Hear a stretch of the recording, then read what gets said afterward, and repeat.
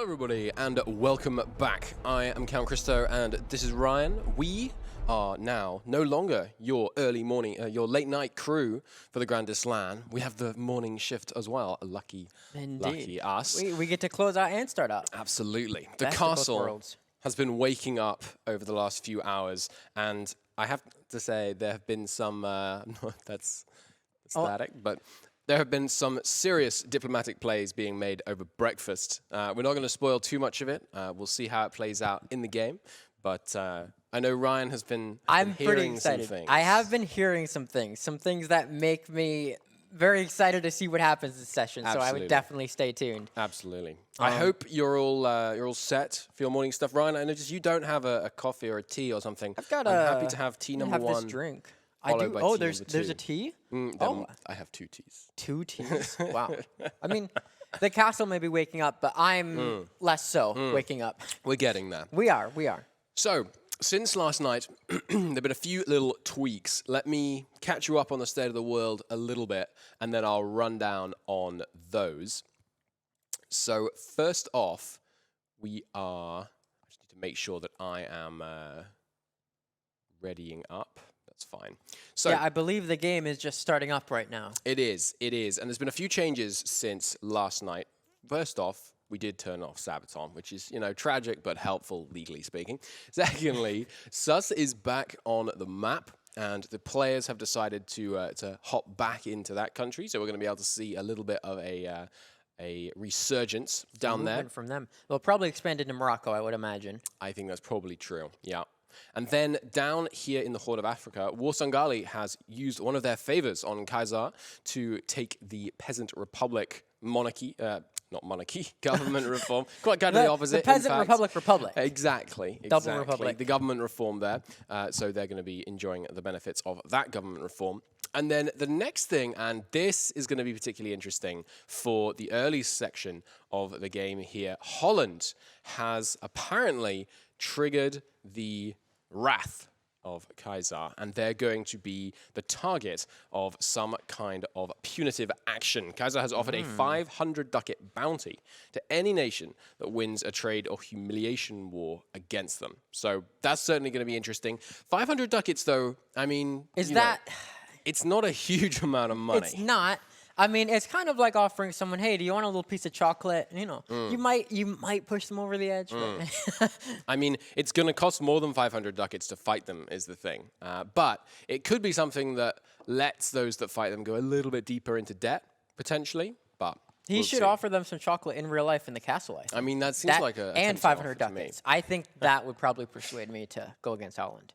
The other thing we have is the Frankfurt, the immortal, eternal, dark city. The dark of city. Frankfurt has, as you can see, they're doing good work here against the Palatinate, but they've also, I'm told, been granted a vassal in Mallorca. Oh my, I was not aware of that. I know. So that is going to allow them to break out into potentially some wars against Aragon and generally giving them quite a bit more access. So that's going to be interesting. I wonder, by the way, about the war on Holland. Is it 500 for the war leader or 500 each? Because 500 each could be a substantially larger amount of money. It would also get people invested in maybe just joining for the sake of being in the war. 500 each is a lot. It's got to be 500 for the war leader, I feel like. But we'll have to see. I would imagine it's probably for the war leader. And Frankfurt is still not allowed to expand past its single OPM province, are they? I believe they certainly don't intend to. Yeah, well, the Kaiser has been very supportive of them, I will say. They have. The other thing that was going on late into the night last night, which is interesting, I think, is a lot of, and these are very public, so I don't mind sharing it with you, a lot of discussions by the League of Nations. We talked a big game yesterday about the Golden League in northern Germany, but the League of Nations had some serious negotiating to do. So that's Livonia, and I apologize if these aren't quite right, but I believe this is the count. There's a few of them, so bear with me. But that's Silesia, Livonia, Gotland, Dithmarschen, Scotland, Desmond. Yes. Are there any others? It might be Mazovia, but I'm not certain. No, I don't think Mazovia is in it yet. Although Could be a potential play for them. I don't believe they have any major alliances or pacts going on right now. And now that they have gained some Polish territory, they may want to consider getting in on the diplomacy game. They might well. They might well. For chat's benefit, let's take a look at some of the main player alliances in the game. Firstly, as I just mentioned, you have the League of Nations. They're not the most powerful nations. Individually, none of them are that strong. Livonian Order is doing pretty well, I have to say. But taking a lot of Swedish land. They have certainly been yoinking a lot of land off the line in the north there. They are probably the strongest of the order. I mean, Silesia is pretty potent as well. But that's the League of Nations up there in the north. Then we have the Golden League. This is our northern German alliance. We have Holland, Hamburg, Hesse, Lübeck, Pomerania, all unified up there in common cause in the north. And so we're going to see how they do in terms of managing to hold on to their position there, as well as finding some room to expand. Because especially Hamburg, pretty sandwiched in right now, not a huge number of places to go.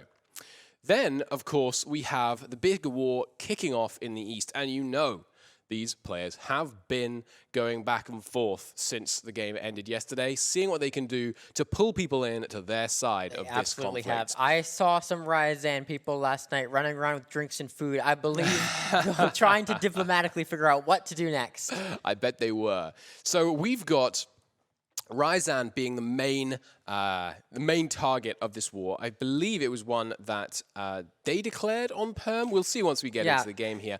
But the main participants in that war are Perm and Pskov versus Ryazan. And that is so far going in Ryazan's favor. They got a couple of really good early victories in this, what is to be basically the battle for the successor to the Muscovite kingdom, basically. Now, the other people that were in this war on the anti-Ryazan side, and we don't know if this is a big formalized coalition, but we think it's, at least for this is the alliance going on. At the very least, opportunistic. It was Wallachia and Silesia, but their armies so far have stayed home. I have to imagine that will have come out over the night, and I'm wondering what their allies have been needling them with to try and get those troops over. And I'm sure everyone involved in this war is just itching to get in and see what happens. I know, of course, it's good to be confident going into these wars. Like, yes, we're going to win. But I know from talking to the players involved in these wars, they are sweating a little bit, every single side of them. And it makes sense. This war will make or break everyone in this region. I mean, it's very true. It's going to leave, if Ryazan wins it, the thing is, it could turn out to be a Pyrrhic victory because they don't, as one person, they can only digest so much land at once. So the fact that they're going to have to be, let's say they crushed Pskov in this war. If they have to then take on Pskov and Perm, weaken Pskov and Perm, plus, say, a Moldova next, it's going to be very challenging. It's going to be a heck of a time. Not to mention, they will potentially make a lot of enemies doing so. And Possibly. I would not paint a target on myself as the bad guy in the region. You may see people ganging up on them later if they do take land too greedily. One other possibility, though, is they're really proving themselves on the battlefield at the moment. And I'm very interested to see whether they can perhaps join one of these two big Central European alliances, because they could. We were talking about Southern German kingmakers at the end of the last session, and here we go into the game. But we could also see a Russian kingmaker. You have to imagine, the hordes of a unified Russian region coming in from the east could prove highly decisive in these conflicts here. Could potentially be Livonia getting in on that a little bit, deciding who will control that region. Definitely. I think there's going to be instant calls right here at the beginning, getting people into this Ryazan war. We will see. We will see. Yeah. One other thing that is of note, there were previously some restrictions on who was allowed to declare player versus player wars. 2-minute pause at the start of the game, just so you know, chat. There were some restrictions on who's going to declare player versus player wars. You had to have Kaiser's approval, some kind of legitimate cause, this kind of thing. That goes away in 1 hour and 50 minutes. And then the blue flames will burn. Oh, the blue flames. Oh my lord. What a sound to hear. Well, I know yesterday as well, a lot of people were interested in ideas. So while we have a little pause here, we can have a look at some of the major players' ideas, such as Ryazan. Excellent idea. Thank you. So we've got quality ideas in Ryazan, we've got quality ideas in Perm, and we've got quality ideas in Pskov. It's not a hugely... Not a huge... Yeah. Not a fan of diversity. I do know that Gotland have taken the exploration ideas, and I have confirmed with them they are intending to go to the New World. That is currently their intent. We will see a New World Gotland, and they're probably going to get there first, which could give them an edge. Are they already in the New World? Oh, let's have a look in the New World now. I had not noticed. Yeah, if you switch to Gotland, they do have Bermuda. They do indeed. They are going out there, grabbing a few more places, from which presumably they will continue the pirate life that is for them. I never knew you could do that in observer mode. That's an interesting. That's an interesting is that UI element. One thing that we should note here: there were, the blue flames are lighting up across the board. Silly. Which is not pronounced. I'm gonna go back to the country which must not be named for this one. But okay, they are in this war against Ryazan, so they've been called in on the Perm side. Now their army is not insubstantial. 8,000 men. It's not very hefty, but every man counts, especially because they have a healthy manpower reserve, very much unlike most of the people on here, at least relative to their army size. Perm taking out that massive siphon of loans near the end of the last game. They are preparing to push back on Ryazan very hard. And I think that Pskov as well potentially sees this as their... we've started. This means the war is raging hot. Just to confirm, it was a Ryazan declaration of war that kicked things off. No new blue flames just yet, apart from the nation that must not be named, whose troops are sitting quite happily stationary in that good old gold mine in Tyrol. But there we go. This could be decisive. Silesia is now moving their troops, as is Wallachia. Oh, what did I tell you, chat? What did I tell you? They're looking to make the mark and prove that their armies have a place in this war.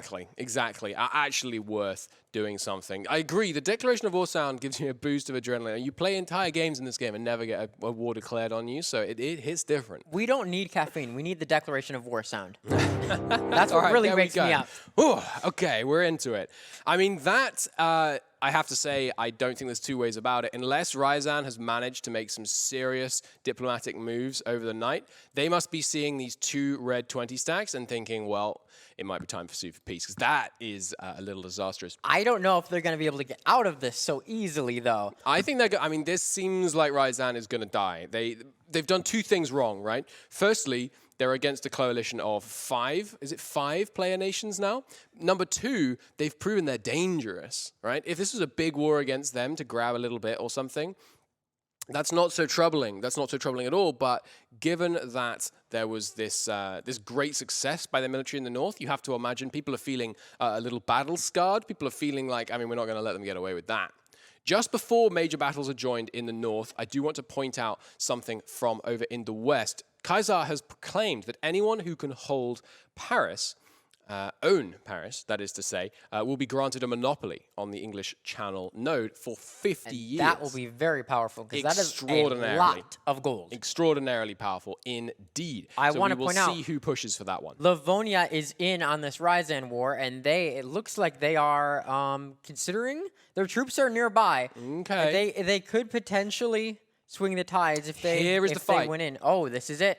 I mean, there is a lot of Ryazan troops here, but that is some hefty numbers arrayed against them. I can't help but root for Ryazan as the underdog here, but, it's not looking very likely. They have a tactics disadvantage. They have a slight morale advantage, at least over Perm, but, look at those numbers coming against them. That is unshakable odds, and with that 8-2 roll, I have to say, followed by a 6-2, followed by a 2-0. All right, they finally got one in their favor, but they got some good rolls now. Oh my lord! Look at those casualty ratios. Oh my! They are. They're giving a damn good show, but and they still have. Okay. It looks like. Nope. Yeah. Well, they made a very good show of it. They showed that did. Maybe they're not going to go down with a fight. Was that their entire army in that battle? It was, and they were routed without the inclusion of the entire armies of They the have other rebel side. problems now, too. It looks like Moldova has now also joined in on the Ryazan feeding frenzy, which, you have to imagine that's going to be the end for Ryazan. I mean, with 1, 2, it's the same looks like war, it. which is seems a little foolish, but I believe. They.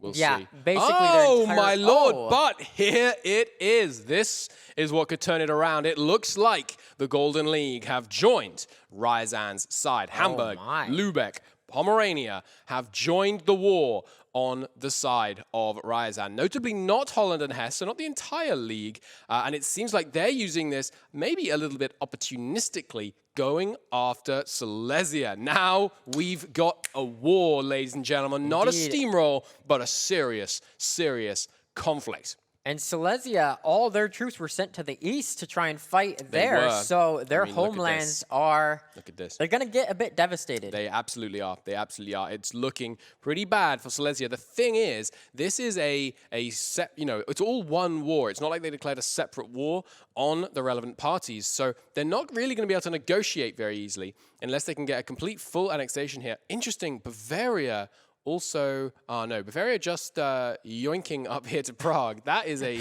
noodly appendage if ever I saw one. Nice stuff. But Silesia can't be happy about that. Ryazan, I mean, they're continuing to get hammered on the home front. We'll see if their northern German allies are actually able to make a difference to their survivability in the east. I have to imagine they're not. It may be a race against time. I don't know if they can get to the east and actually help that much. They can take out Silesia, but I mean, after that, what are you going to do when Ryazan's fully occupied? I mean, a full occupation of Silesia, followed by forcing them to peace out, strengthening the northern Germans, would be interesting, but I mean, it's about the only straw of hope that Ryazan has at this point. Yeah. Chat asking who's who. So first off, just for us, I'm CountChristo. This is Ryan. And we are your beautiful hosts for this morning. I am the community ambassador for Europa Universalis 4. And I just like to talk. We also have a link in chat for you. I'm not quite sure the command to trigger that, so if perhaps my beautiful midge off to the right could trigger that for me. There's a link to a forum post which contains the names of all of the players who were involved getting in on the action today, and you can see who exactly it is that you're cheering for today. Yes, we have some rules as well on the forum post. It's a very long list of rules, but if you're interested in reading all of the rules of the event, they are there. Hamburg here, not looking hugely invested in this war. Looks like the nation that shall not be named has actually come up and sieged part of Hamburg, amusingly. That must have been a mothballed fort. That has to sting. I mean, they've rallied up to 14,000. They're going east. Interesting, Moldova in this war, where are their troops? Okay, they send them all they're going into Astrakhan. Okay. And then over here, back on the home front, we'll see Silesia has returned home. It's them, plus the nation that must not be named, which I'm going to go back to calling silly because it just takes longer. And they are now charging in. Taking this fight, they did manage to give themselves a terrain crossing penalty there. But these guys are stuck behind the Ligurnia Licnia? I hate to say it, but it looks like the Silesian troops are not as high quality as the Golden League troops. They are able to give the Golden League a terrain penalty in this other one. They have the numerical advantage, but it looks like morale is going to hold strong for Mazovia here. Yes. There they go, being sent packing. Silly. And even with the -1 penalty, that is the numbers there are surely going to tell. Yeah.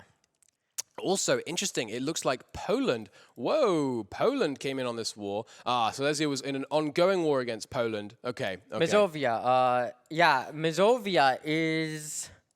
Oh, how is Mazovia in this war? Did they join? I'm checking that now. Oh, my lord, it continues to grow. Okay.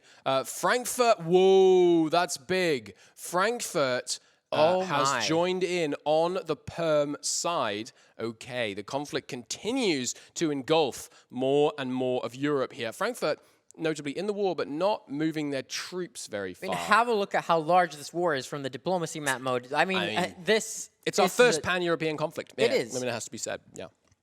How is the home front going for Ryazan? Because, I mean, they need to... I mean, look at that. They're holding fairly well. These big conflicts, especially Silesia's troops having to go east, but even so, the numbers now are beginning to tell their manpower reserves are very, very low. So I can't imagine they're going to be holding on here for too much longer. And their capital is not the one that's just fallen. They also have some rebel border defenders here, but...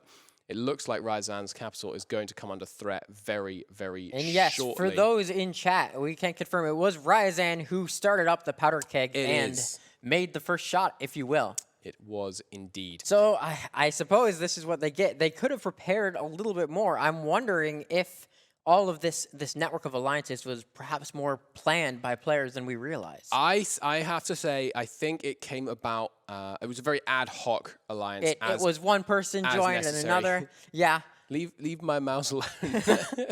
It looks like they are still doing pretty well in Silesia. They've got Dipmartian has joined. Dipmartian, that is really interesting. The powder keg in northern Germany finally properly heating up now. Dipmartian coming in with, yes, there we go. Condottieri from Aachen, the Emperor being given to Frankfurt and being able to come in here on the western side of the Golden League. And, Mazovia being caught out there, looks like. And going to be, well, they have a terrain penalty, and they have a significant morale disadvantage. I have a feeling this war is going to be large and very long. This could stretch on for a very long while. The thing is, though, that however powerful this Golden Order bloc is, they're going to need to go east in order to prevent the war from just ending early. I think Holland and Hesse could be decisive here, because if they join right now, we're going to see Dipmartian and Mainz get stomped. And I feel like what's going to happen here is Ryazan, they're not going to win. I don't see a way they win this war. I can see a way in which they don't totally entirely lose it. Yeah. But their side, that is. But I don't see a way in which Ryazan comes out smelling of roses. However, it looks like Silesia is going to take a beating. Dipmartian plus Mainz against this Central German coalition, that's not enough. That's clearly not enough. The only way they win there is if first Ryazan falls and then their eastern allies come over to this side and actually help them out. So we'll see if they do that. But it's going to be interesting. I have to say, if the Golden League does, the Golden Order Alliance, whatever you want to call them, the Golds, I'm just going to call them the Golds. If they send all of their strength to the east, including if Holland does join in, that could potentially leave a very weakened Golden Order. And Scotland and Desmond may want to look at that and say, hey, maybe now's the time. Yeah. Now's the time. I mean, it's certainly leaving a lot of openings for our players for potential moves to be made in northern Germany. We will have to see. I mean, this is a pretty decisive battle. We've got the forces of the Emperor plus Dipmartian coming in here against Lübeck. It's just Lübeck actually fighting on the northern German side. That shows the strength. Oh no, Hamburg is in there as well, but still, this is a very, very close fight. It's going to come down to the next roll. It was dead even 7-7, but the superior general on the Hamburg side looks like they might sway it. The 2-roll with the terrain penalty. It's so close. The tactics advantage just carries the day, and Hamburg manages to hold on to that and be victorious. They're still down a fort, though. Well, I wonder how much their economy may hurt from this. I mean, right now, they're looking pretty healthy. We've got a green across the board in terms of income for those North German nations. Holland not being involved is very interesting to me. If I'm the North Germans, I'm saying, Holland, we had a deal. Holland, we need your help, and we need it now. Yeah, I mean, it's going to be interesting. Ryazan, look at this, still just holding on with guys after guys. And they are managing to... Can we get chat back up on our monitor? Thanks. Yeah, thank you. The Mazovia getting sieged down here by Mainz, by Milan. Milan, who is Milan under again? Ah, yes, of course. They have Silly, who is subjugating them, who's got them riding around up here. Looks like Hamburg is back clearing out their land, but here it is, Scottish involvement in the war. They have got Condottieri sent over to Frankfurt. Frankfurt, of course, has had a long time to simply save wealth. Absolutely. And they could definitely get involved here. And I believe, it looks like Holland has actually moved their troops to England, into London, so... Quite possibly a rebel play rather than necessarily an aggressive one against the British I would hope so, because now may not be the best time for Holland to go in on that when all of their allies are a bit busy in the east. Chat is theorizing that perhaps Ryazan got bankrolled. It's not happening through active subsidy. but I think that's a great theory. They may well have had some cash sent over. It's also worth noting there's they a have put very themselves- large battle right now between Ryzan and... one which they are winning. They might just get in time. No, 2 days. That's not long enough. Oh, that's going to be heartbreaking. But they may... No, never mind. It still is a very massive fight, unless we see some crazy rolls here. It does not look like Ryzan will pull this off. No, and not with a 0 versus a 3-shot general. That is a decisive loss there.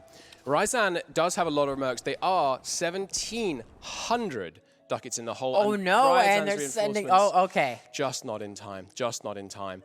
Let's take a look back over here at the Central German situation. Silesia, interestingly, being allowed to get some of their land back. I mean, remember, there's no point doing, little bits back and forth in northern Germany. The only way the Golden League here is going to be able to win any of these fights, to actually enforce any of these peace deals, is if they can get that, more or less full occupation. They're going to have to be sending stab-hitting peace deals. Otherwise, they're just not going to be able to force them out before the mighty forces of Pskov, Moldova, Wallachia, Perm come over here. But look at this. Perm has some problems on the home front. Oh, my. We're seeing some hefty rebellions about them, and it's looking pretty bad. I mean, Ryzan, they're all bleeding for this war.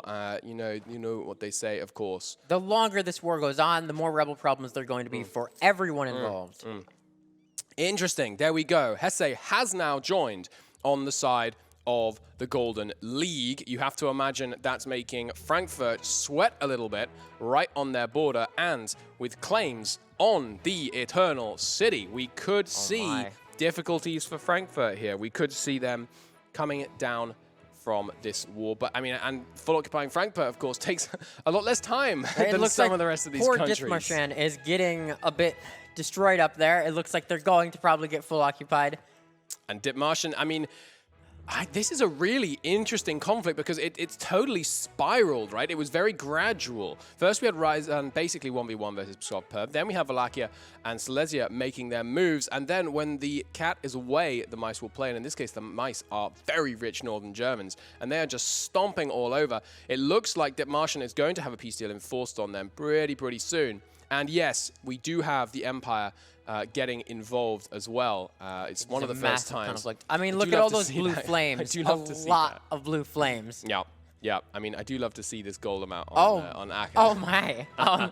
Yeah. It's going to be... But the thing is, I mean, they got all those sieges against Silesia, and now they've thrown away that Highland fort. It's going to be tricky. It's going to be tricky. I mean... Right now, we have some expansionist activity going down in Switzerland. Yeah, Battle Pope is crushing his way through the formerly player region of Ferrara, and we'll see what that's like. But I'm going to keep my eyes laser How on is Aachen here. that rich? Aachen is the emperor, basically. They are the Kaiser themselves. They are, for roleplay reasons, they're not going to actually do much. Oh, has Desmond... Desmond, that is not a good conflict. That's got to be one that Holland just started. It was. I said they might be there for rebel reasons. I was wrong. The Dutch have called in the French and are smashing through Desmond. Interesting timing. Scotland has their men on Condottieri. They can't even call them back. Oh, no. Who are they to? Frankfurt? When are they able to cancel those Condottieri? Not for another year. That has to feel bad if you're Desmond right now. You've been fighting for that alliance with Scotland, and it is not paying dividends. This is huge because Scotland and Desmond, I know for sure, were planning on eventually taking back Yes, Britain, there were the aggressive words. There were aggressive words from Desmond and Scotland towards Holland, and right now they are playing the troll toll on that one. I mean, Holland has decided to strike them preemptively. Yes, I mean, it is working nicely for them so far. There are those rebels, but the AI France being used absolutely as a battering ram, an attack dog, whatever you want to call the AI here, just smashing their way through Desmond. I mean, Desmond with no allies coming in on this war. No, okay, I stand corrected. Gotland has joined in. I don't think that's going to be decisive on the naval front. It will help them. But I mean, looking at these numbers, we got 11 heavies on the Holland-French side. This is, I mean, as we were saying, the presence of these AI, it's a real shake-up because you can't predict who they're going to go with. I mean, the fact that Holland could call them in, how did they even do that? Desmond was allied to France. Did they do some sort of alliance shenanigans? They might well have used favors. Maybe Desmond wasn't keeping their relations up, but we'll see. Now, over here, we're seeing a full annexed Dipmartian, who I have to imagine is not doing so hot. Problem is, Ryzan appears to have no war score against them. That can't be right. Let me check that again. Yeah, Ryzan right now has 99 individual war score against Dipmartian. I have to imagine they are being asked by the North Germans to send a couple of stab-hitting peace offers, maybe drive them out. It looks like Ryzan is getting a chance to regroup a little bit here. They have some room. I don't know if it's due to rebels or if we did miss a massive battle over here, but Ryzan has a little bit of breathing room here to regroup and potentially make a push back. I mean, this war, it looks like so far it's fairly stalemated in the east. I'm really amazed that Ryzan is holding on, but I have to imagine, yeah, they are absolutely bleeding money. How is everyone looking on manpower? They can have, hang on, let me just see here. They have 41 loans. They are more than halfway to bankruptcy in Ryzan. Manpower-wise, I have to imagine it's going to be 0-0. No, not quite 0. 6,000 left up here in Pskov, but they do have their own serious rebel problems. Look at that, 39,000 rebels in the Pskovian capital. That is not what you like to see when you're trying to deal with a player war. Yeah, that forces them back into their own lands, giving Ryzan a chance to regroup, and that could be a decisive factor in this war. And here we go. The Siege of the Eternal City, so far, going pretty well for Hesse. Not so eternal after all, as it would seem. Scotland withdrawn their men and black flagged them, interestingly, from this conflict. Interesting that the Livonians have not picked a side. I mean, that's it's a hefty number of troops so far just saying, hey, not my problem. I believe that the Livonians right now are just biding their time and waiting to see what happens in the region so that they can make a play afterward. That's what I would be doing. Yeah, it's quite possibly. There's the peace deal from Holland, a pretty quick enforce. They have occupied and then released as a subject Wales. They've also taken Oxford and Gloucestershire, as well as giving a province down here, I think, to They now have Wales as that buffer zone between Desmond. They do, and that's a pretty potent nation now. They're becoming almost, starting England plus a whole bunch of land here. But let's keep our eyes down here. Frankfurt doing what they can to try and liberate their city, but against that two-shock general, they are being driven back, and that is a decisive victory. And for those who haven't seen the development on Frankfurt this session, I believe it's at 34 development. I think it's rising. This is the Eternal City. It has been graced by the Dark Eternal City. I feel like it's so interesting because Ryzan, right, they were getting hammered in the east, and it feels a bit like these people, Silesia especially, was like, hey, easy war. It's not going to cost me anything. As it turned out, it may well cost them something. And we're looking potentially at a Silesia stack wipe down here. I think they just have enough morale. Yep. Yeah. There they go. Oof. That is going to swing the numbers. Pomerania now has an actual war score advantage in this. A lot of that has to be battles. In fact, more than all of it is actually from battles right now. But that is, that is a hefty, hefty amount of war score for them. Ryzan barreling towards bankruptcy, of course, which is going to be interesting. But they've managed to keep most of their own land unoccupied. I have to imagine Holland is feeling pretty good. I mean, surely now is the time for Holland to come in on this one. They do have a non-aggression pact, or at least did, with Dipmartian, so I think it was very smart of Holland to end that war in Britain as quickly as possible. It's a great point from chat. Thank you. I think the war goal is owned by rebels at the moment, so no one is being able to claim any ticking war score from that. Rebels are winning. The Pope is doing well. I mean, yes, the thing about the nations who are not involved up here, of course, is that they are using this time. They're just AI bashing. We've got, looks like, interestingly, Galicia is actually making some moves down here. Love to see that. But let's keep our focus here. Missed that. Frankfurt, Galicia was released by Granada in the last session, yes. It looks like Perm here, sorry, Ryzan now looking at, only 16 against Frankfurt because of all of their subjects, but rapidly moving towards 100%. And as soon as the Dark City's subjects have finished falling, you have to imagine Silesia is next on the chopping block with, I mean, no men right now. I mean, it's not a good way to be. It is probably helping their economy, though, I have to imagine. But then, I mean, once Silesia falls, if they can march east before Ryzan falls, we're looking very much like a North German alliance might be able to do it. Why is Majorca in the Ryzan war? That is a great question, chat. Thank you for reminding me. For those of you that weren't here, a few announcements and changes have happened overnight. Firstly, Frankfurt used their favor with the Emperor to grant themselves a subject down here in Mallorca. Secondly, if you can take and hold Paris, there is a 50-year trade monopoly to be granted for the English Channel, and any nation that beats Holland in I believe, a humiliation or a trade war will be granted 500 ducats, courtesy of the Immortal Kaiser. Here, speaking of the Immortal Kaiser, it seems his troops are not so immortal. No, being not so wiped much. out there and sent packing. Running down to the south. I mean, if I'm Ryazan right now, I'm feeling pretty good about how well my allies have been doing in Germany, but they're just not going to be able to be decisive in the east unless they can get over there really fast. And they've been holding on relatively well, especially for losing so many battles. Speaking of which, there is a massive battle here between Ryazan and the It's Polish kicking in the off, and I east, think and that fort might be keeping the rest out. That's Moldova getting stack wiped there. Ryazan really, really showing their military might here, doing incredibly well in these numbers against really, really high odds. The fact that a lot of their Western allies have managed to draw troops away from the front is no doubt helping them, but I mean, they're doing incredible work. Are they going to try and stop them from taking that fort? It looks like they are. That is is it a woods fort? No, it's just plains. Ooh. I don't know about that one, Jim. The numbers here not looking great for them. No, immediately getting... They're pushing for it. That's bold. They have a lot more coming in, but, I mean, that is not looking good. No, yeah, their entire front line has already broken before the reinforcements arrived. This could be a little bit sketchy. Oh, they're still I don't know. pushing That's a for lot it. of more. That's a lot more morale. And they've still got more troops coming in. They've got 2 shock against them, both sides, with another 10k coming in.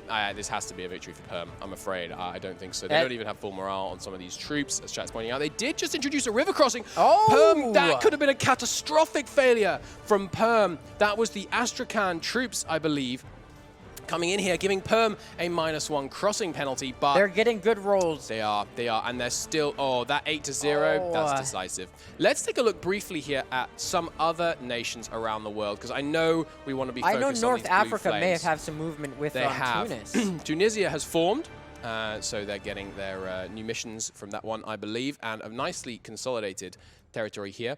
Pushing down here, as well as crushing into Morocco. You have to imagine allied to Sus. Yes, indeed. Sus have a risk of being full annexed again, but they seem to be pulling through.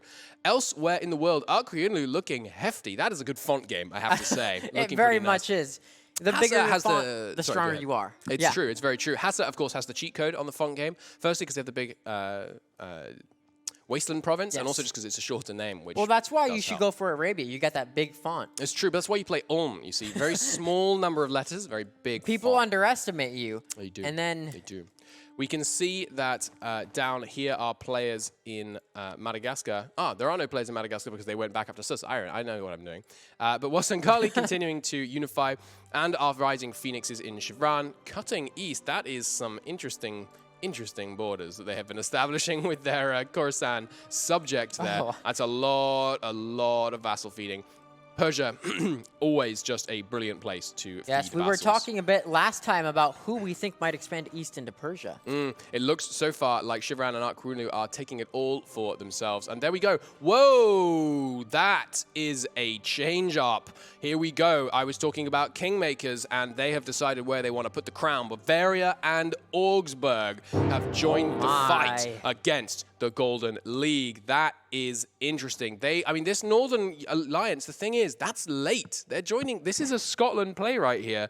They may have joined too late to be able to do anything about it. I mean, Freezing's rising shot.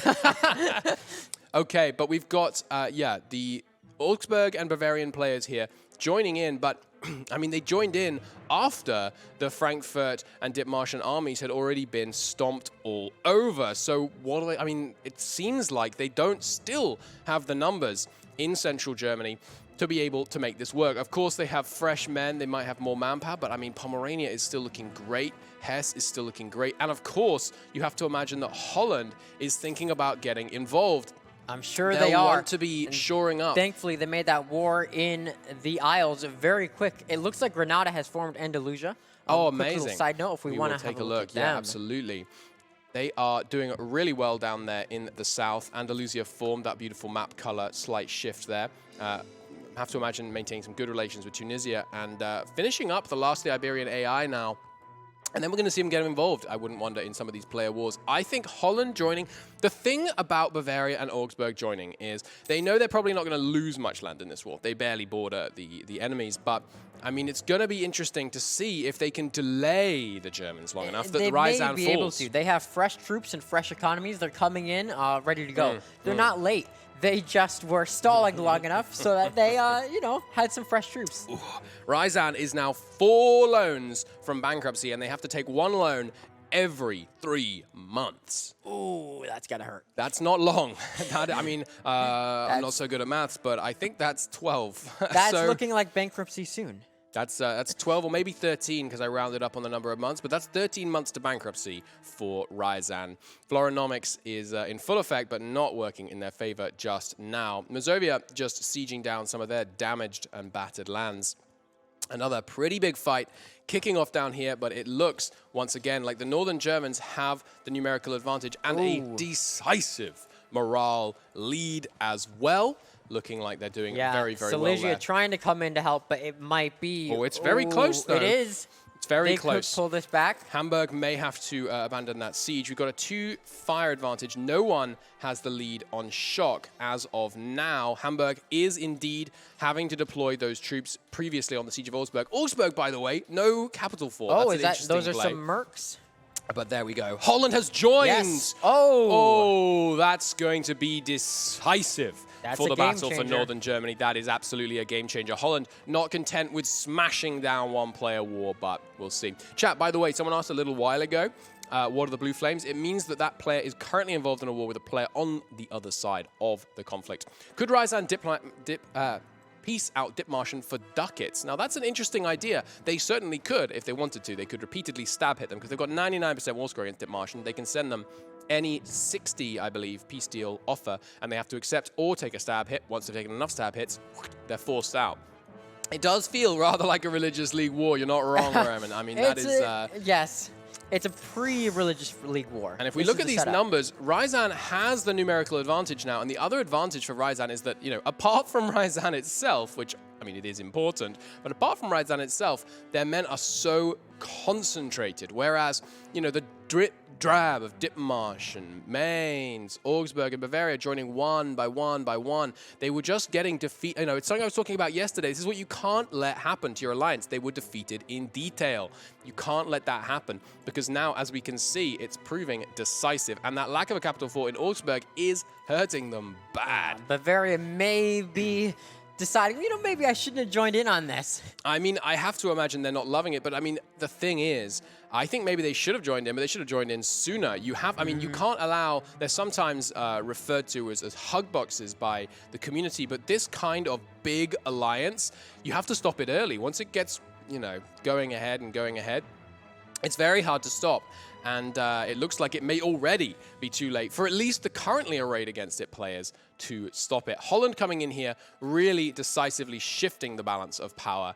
And it'll be interesting to see what they want from this. They had made deals to potentially stay in their lane, as it were. And by lane, I do mean trade node, but it does look like Mazovia is out of the war. Wow, Ryazan actually won a battle there, driving their enemies on this front back. I believe that this is like the second or third time that they've managed to make a pushback. That's incredible. It's impressive.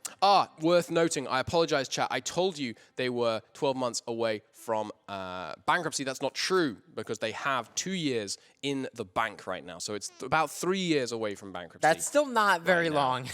What happened in the British Isles? I would love to give you a very quick recap. Basically, big war kicked off over here. Scotland condottieried their men out to Frankfurt, and Holland, perhaps seeing this opportunity, was like, okay, we're going to hammer in here and yoinked all of this Welsh land off Desmond with the help of France, just bringing the hammer down. Ryazan, it appears, as chat is pointing out, thank you very much, took, it seems, some debasing currency, got a lot of wealth out of that one, which will definitely hold on to their economy for a bit longer. Looks like their enemies are marshalling for another attack here as they're moving in, but they have liberated a couple of these sieges, defending in the woods here, okay, giving themselves some nice defensive situations. It's going to be interesting. They are now at their maximum number of loans. Indeed, they're not going to be able to continue this on for much longer. Not too much longer. They can debase currency again. So they will be able to do that in, July, which would net them another, I can't actually tell from there, can I? But, you know, a fair amount of cash could be coming their way there. But they've got a while. I mean, with 1,500 in the bank, they can hold on for, at least another 3 and a bit years. So you can tell these players are desperate to win this war, or at least not come out losing. And now right here, we're seeing Bavaria. They're still giving their all, taking these fights, but with a terrain penalty. No, a terrain advantage. Ooh, that's good for them. That's very good. Age ability being deployed there. Hesse, you need those men east. You need those men east now. That could be decisive. But Holland with these extra 18,000 Silly is coming in. It's looking close. That silly reinforcement might just and these guys make coming the in from difference. the south. It may well. It may well. It's going to be very close. Oh. Holland delaying the guys just the right amount of time, but I think that may be, I mean, if Hesse had been here from the start, that would have been a clean win. They may still get here in time, but no, this looks like this battle may go to the Southern Germans. Massive numbers of casualties being inflicted here. Wow. Hesse just storming over, but they're not going to make it in time on that 0 roll. They're not going to make it. They're just not going to make it. The Northern German Golden League quick. Got a taste of their own medicine there, I think, a little bit. They did. They were looking like they were just going to stomp their way around and dominate this Northern Germany, but Silly managing to smash their way in here. Now the question is, decisive victory. How will the Southern Germans capitalize on that? Absolutely. And of course, in the east, it's not the only place where these fights are happening. Another battle. Perm has taken a grasslands province. It looks like they're going to be outnumbered for the start of this conflict. They are being roundly flanked. Ryazan is currently moving in. Facing the battle that will determine, can it actually push back into enemy territory, perhaps? As they need to win this. The numbers are very much not in their favor. They do still have a slight tactics disadvantage, and a discipline disadvantage. Oh no, Ryazan. It's not looking great. It's not looking great for Ryazan here. You have to imagine the North Germans are kicking themselves right now. They had the numerical advantage. They just didn't capitalize on it. But look at this. Somehow they are managing to 9-1. Ryazan is That's an underdog story. That battle right there. That is absurd. Oh my goodness. Was an absurd fight. Amazing showing from Ryazan there, and receiving hefty gifts from their allies in this war. It looks like Ryazan is displaying just incredible plays over here in the east. They're fighting 2, 3, 4 on 1, and they are holding their own. They're Ryazan out of the ashes. I stole that from chat. There's no ashes. I'm not sure they're rising out of the ashes. They were in a pickle before. They're looking like they were going to be full occupied. They had rebels. They're still not doing so well economically, but that's a future them problem. They have hefty economies in their alliance helping them out. So, I mean, we'll see. We'll see. Over here in the west, it looks like the Germans are re-rallying their troops for another push, potentially down south. Looking pretty good once they get some morale back. You know they're going to be hammering in there. They must be feeling pretty bad about having just not been able to take Ryazan's capital. But with that Bavarian fort likely to hold for quite a while, that's a guaranteed farmlands fight that they know their enemies are going to want to take. Meanwhile, Ryazan just continuing to push people out of their land. Ryazan doing just this is so their well. chance. That battle gives them. Oh, we knew it was likely to come. Yep. The Livonians have joined the war. The Livonians are here, and they are, this could be very decisive. It's possible they saw how well Ryazan was starting to, oh no, they're on the side of the... They're against Ryazan, but interestingly, their troops not heading east to help out against Ryazan, going to but Germany? Heading south. Ryazan joined Livonians joined the wrong side. I mean, that's it's a matter of opinion, but they're coming south here. And looking like they're going to be joining the fight in central Germany. That makes it a really even fight. In central Germany. They had to side. It was always the side they were going to take. How could they decide? How could they side against Ryazan? It was always the side they're going to take. I have to imagine it's not against Ryazan. It's against northern Germany, and you can't blame them. Fair. I mean, when there's this kind of numbers arrayed against you, you need to be making these kind of plays to attempt to, you know, to even things up. Oh, look at that. Their troops were going to southern Germany, turned around now, probably being yelled at by Pskov and Perm, like, where the hell are you going? We need you. Ryazan is 1v1ing us, well, 1v2ing us and absolutely crushing. It's incredible. They've got a huge manpower pool. They've got a big army. I don't see how Ryazan can take on these 3 hefty players all at once with a healthy economy, no loans. If these players are starting to think maybe we should peace out with a little bit less than we wanted to settle for. After this the has amount been going on for a long time. They've invested a lot. They have. I mean, this is in for a penny, in for a pound kind of situation with the number of troops that they have lost here. I don't see how they're going to be able to not go for more or less complete victory. I think. Fight potentially starting down here. Yep, this could be huge. I'm going to keep the view rather zoomed out, but I want to another Germany battle. That's going to be a big one. They have a pretty significant numerical advantage on the North German side, going in with and a shock advantage, at least for now, but they need to get those reinforcements into the fight. It's looking pretty close. So I'm just trying to keep both fronts of this war on the screen for you. A lot going on right here. There is. There we go. That shock advantage has now been not completely mitigated. We're still early enough in the game. Of course, the shock is much more decisive. A significant morale advantage. People continuing to pile on in. And the fact that Livonians went east may now prove decisive. Ryazan. In the east, Ryazan is trying to win another battle, but it's got 3 penalty against them, 2 from general superiority and 1 from terrain. Ryazan have been so aggressive this war in terms of taking battles that I personally would probably not take. But they've been making it work, but that's not one they're going to win, I have to imagine. However, over here, it looks like the Germans, I mean, this is it. The Livonians had to choose a front. They chose east. They're winning on the east, but now they're losing on the west. I mean, sometimes you have to make a choice, and it looks like Livonia made theirs. And there we there's go. that battle in Bavaria over and done with. And that's actually the Augsburgian capital instantly up to 7%, potentially going against it. I mean, Ryazan not able to win that battle in the north. You know they tried, and they are attacking in there, grabbing that siege progress, pushing towards taking that capital. What a war indeed. What a war. This is what we're here for. Someone asked a little while ago in chat, by the way, how many players are there? There's approximately 100 in here today, I believe. And so far... It's like 102 or something, counting the Tinto devs. They are playing as Mazovia. I mean, Moldova has not been really flexing so much in this fight so far. We're looking at what looks like a full occupation of Augsburg going down here pretty quickly. Ryazan... I mean, the war score isn't going to force them to make any rash moves anytime soon. It's probably why they're holding people like Dithmarschen and Frankfurt in this war. They want to keep those occupied forts on their side of things, so there's no risk of the stab-hitting peace offers coming their way. The North Germans, what will be interesting to see is, do they want to try and push out someone like Augsburg, someone like Bavaria? Because they have their lands more or less occupied. They're getting there, certainly. But their armies very much still in play.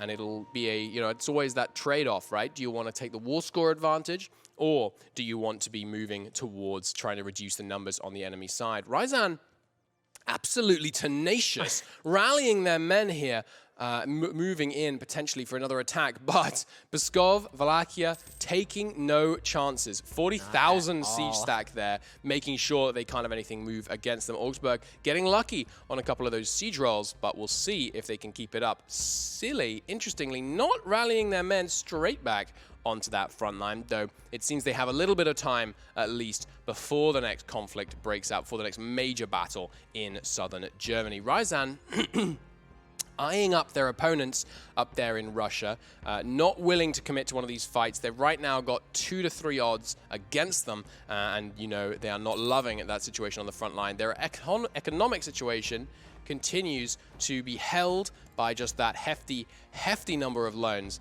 that they managed to pull in on their side. Switzerland could be an interesting player here. They are now at peace, I believe. Yes, indeed. They have a pretty decent situation and could well decide that, hey, I want a piece of this action. They don't have any formal ties that we know of to either side of the conflict here, but they could well decide that now is the time to start building those bonds. It is in war that the strongest bonds are formed, but here we go. I mean, Ryazan, they did manage to get another... They've been the master of the terrain penalty so far. They absolutely have. They've been doing really well and on as that. you said, they have been tenacious.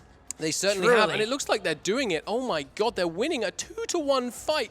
What in the world is this? 9-9, that was a bloody phase, but then a 7-3, they're winning it. They are winning what is through going sheer on? will alone. Ryzan is absolutely raid bossing this conflict. They were outnumbered 3-2, now almost 2-1. That is outrageous. I cannot outrageous display. imagine what Perm is thinking right now. I think Ryzan is on the top of the world, you have to imagine. This, however, is a hefty number of forces arrayed by the League in the central Bavarian region. However, Augsburg lost their capital. You have to imagine some people are feeling the burn on war enthusiasm. I mean, look at this. War exhaustion for Perm, 10. Bavaria, 10. Dithmarschen, 10. Frankfurt, sorry, by 10 I mean 20. Maxed. Frankfurt, 20. That has got to be feeling the pain. That's why we're seeing so many of these rebels and brutal war. smashing stuff up. Yes, morale is usually a more decisive modifier than discipline early on, as chat is pointing out, and that's what Ryzan has been really pushing for. Despite that discipline disadvantage, at least against, I believe it's Pskov, they've been managing to do really well for themselves. And those massive war exhaustion penalties against their enemies, I mean, it's certainly painful. Ryzan does have Cossacks too, although They do. I'd like to think, just for sort of roleplay reasons, that the Cossacks are the ones leading the battles for Ryzan. I mean, it seems like that. Infantry combat ability is more or less uniform across the board. Everyone's taken quality ideas. No one has really managed to unlock many of their national ideas yet. So it's a very level playing field. The Ryzan coffers, yeah, let's keep our eyes on those. Ooh, but there's some moves here in Germany. It looks like relatively static on the eastern front. So yep, we've got another Germany battle. They are, ooh, they're being caught out of place. They've got Bavaria with the tactics the point advantage here. Everyone plowing in. Interesting how they've kind of swapped sides here on which angle they're coming in on this fight. It's looking pretty close. Holland with a sizable force here in this war coming in over there. Bavaria looking fairly dominant so far, but excuse me, sorry, champ. Something in my throat there, but looking like that's going to be a decisive victory. Although Silesia, look at that. Ooh. Treacherous behavior. Silesia going back and forth on that fight. Now they are committing. Okay, I'm being shown. We've been given a piece of paper that seems to display alliances and a flowchart of different ways people are interacting with each other. This is a map of Europe that we've got right here. And I want to point out, on the thing we're being shown, it says Chad Ryzan, which is accurate. I mean, that's only fair. That was another victory for the Central Germans. They are looking fairly unstoppable there. Ryzan, however, you know, back and forth on this bloody front on the right-hand side. I'm going to keep our perspective on the anti-Ryzan coalition because I think it helps us see behind enemy lines right now, because it is the Germans who are pressing forward the front right now. I mean, those war exhaustion numbers are fairly staggering. Hamburg also at 20, Lübeck at 12. I mean, things are not looking rosy for either side of this coalition. Worth noting also, Ryzan now has a almost 40 war score advantage. And remember, oh my goodness, it is above 40 that they can start sending stab-hitting peace offers. Obviously, they would be incredibly minor ones, but right now, those occupations, those occupations in southern Germany are being extremely useful. Ryzan managing to not give up almost any force. Is it above 50? You can. I thought it was as long as the peace deal was 40 more than the war score you had at the moment. So you could set a 10 piece deal when it's 40. I could be wrong. No. Chat tends to know. Watch them super peaceful. Right. No, it's 50. All right. For those looking, we can very quickly look at Sweden. Then we have to go back down to the war. But Gotland is taking a lot of Swedish lands, it looks like. Gotland peacefully staying out of this war. Just still AI bashing for now. I mean, it's like you said earlier. The players who are not involved in this war directly are sort of just taking the opportunity to AI bash and perhaps grow a little bit more for themselves. It's 50. Once you're above that, okay, thank you. I appreciate it. So we're looking at, I mean, yeah, mercenary companies low on manpower. I mean, yeah, I don't doubt it. I don't doubt it. It's not going to end in white peace, though. I mean, Ryzan has a lot of war score they can still give up before this becomes catastrophic for them. But everyone has invested too much in this. I would be heartbroken if this ended in white peace.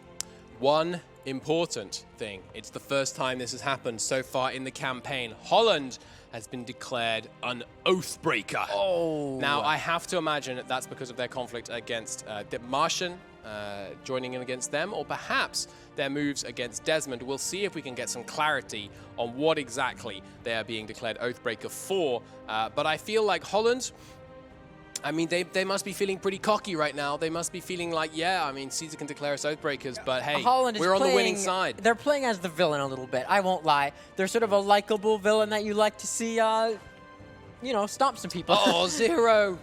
0 followed by 0. We hate to see it. We hate to see it. Continuing to display just complete dominance on the battlefield here.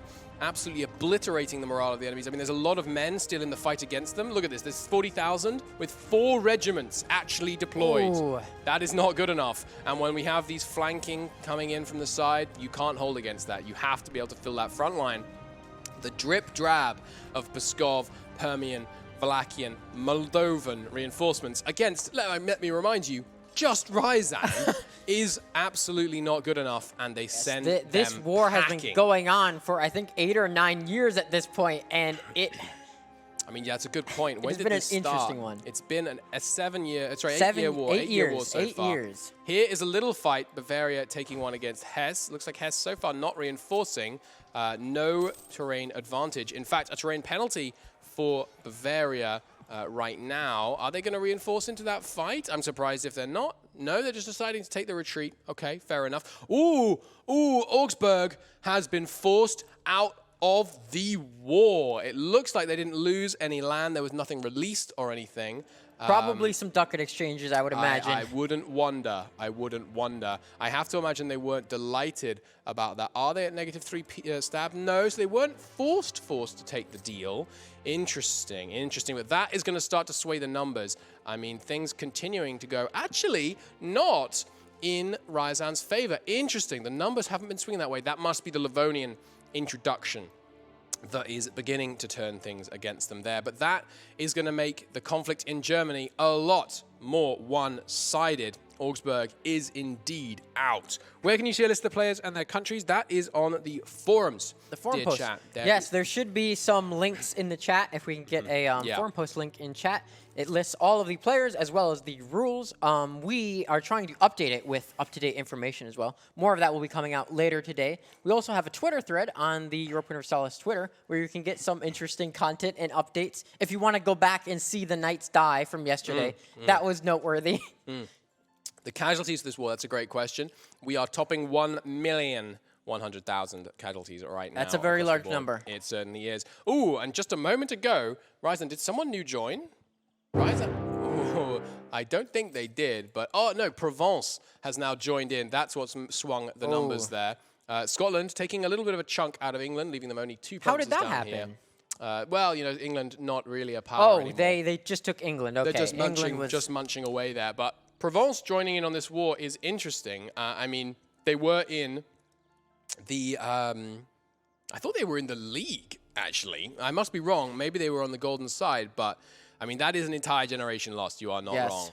Interesting to see that the Germans have kind of withdrawn a bit here, having forced Augsburg out of the fight, not wanting to continue fighting Bavaria. That's curious. I wonder what they're thinking there. Perhaps concerned about Gotland turning around here. I have to imagine that Gotland is feeling like they could be fairly decisive. We've gotten word that Holland has been declared an oathbreaker. We talked about that before because they declared a war without the Kaiser's permission. It would be that one directly on Desmond. I wouldn't wonder. I mean, it was... They seized the moment, and it looks like they're going to pay the price. I'm wondering if they think it was worth it or not.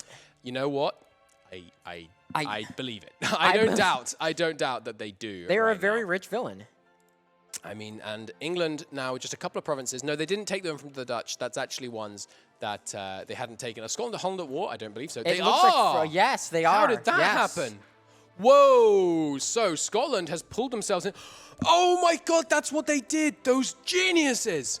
Scotland vassalized England. Holland had already declared war on England. I see. And that means that Scotland took over a defensive war against Holland, thereby calling in France. That is huge. And I was very impressed by Holland's their intuition that we need to take this land now before Scotland and Desmond have time to to take us out of the Isles, but now I am impressed by Scotland. These players know what they're doing. They certainly do. They certainly do. And look at this.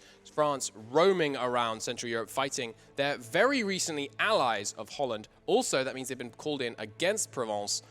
Wow, that is some seriously big brain plays from Holland there. The thing is, though, France not likely to be able to beat the Dutch Navy here. So if they can keep control over the channel, they will at least be able to siege down the war leader and keep it fairly decisively there. Only one fort standing between the Scottish capital there. So, I mean, it'll be interesting to see.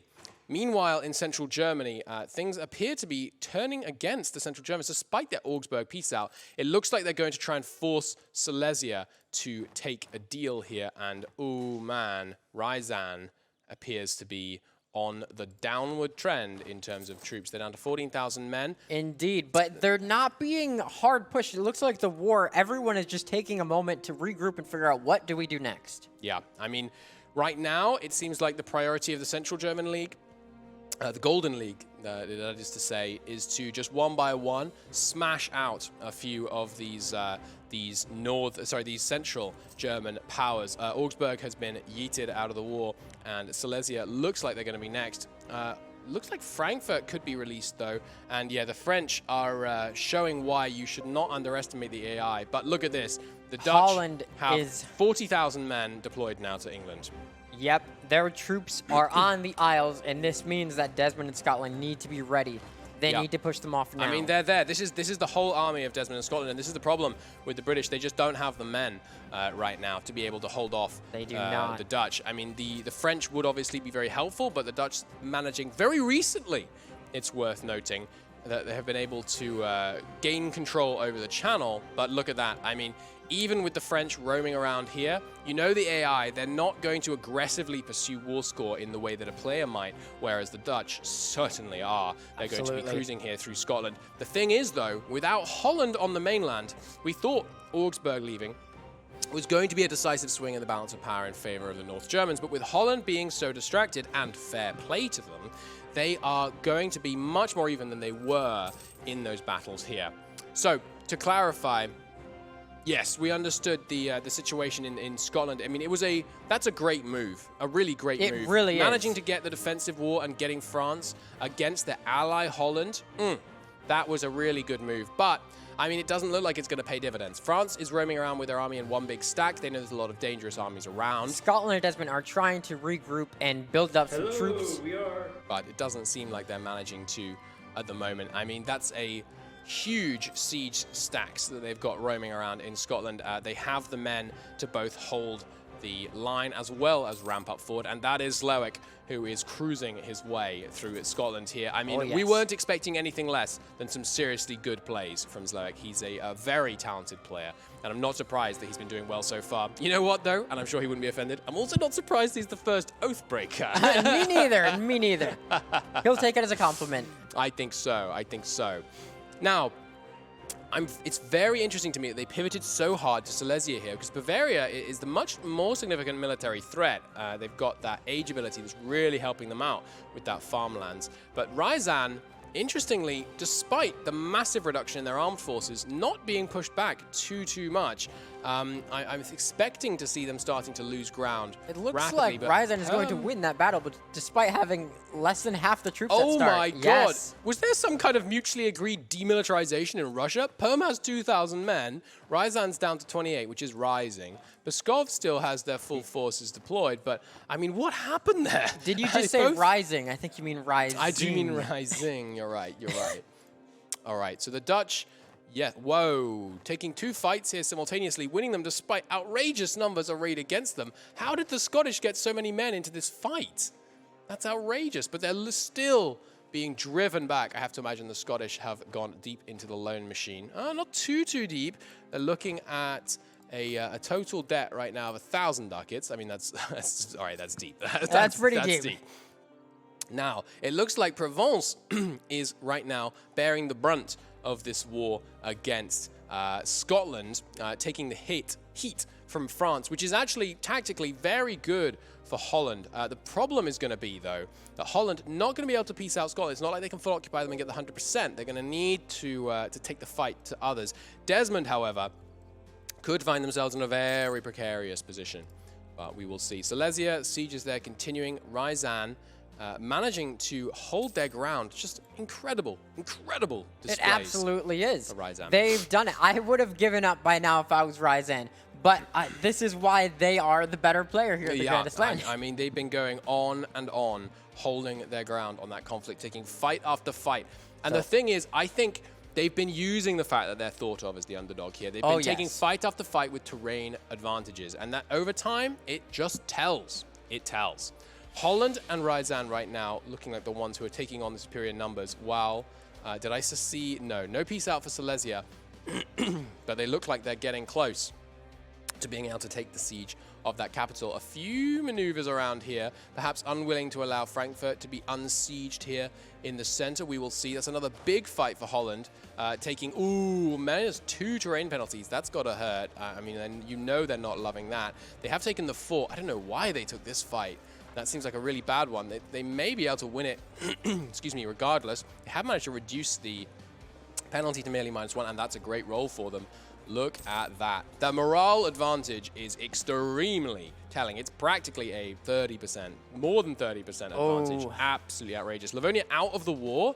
Whoa, they are. Did they even take that big of a hit? They just decide we've had enough? They took no hit. Like, they just joined in, said hi, and then left. I mean, that's curious. I wonder what was going on there.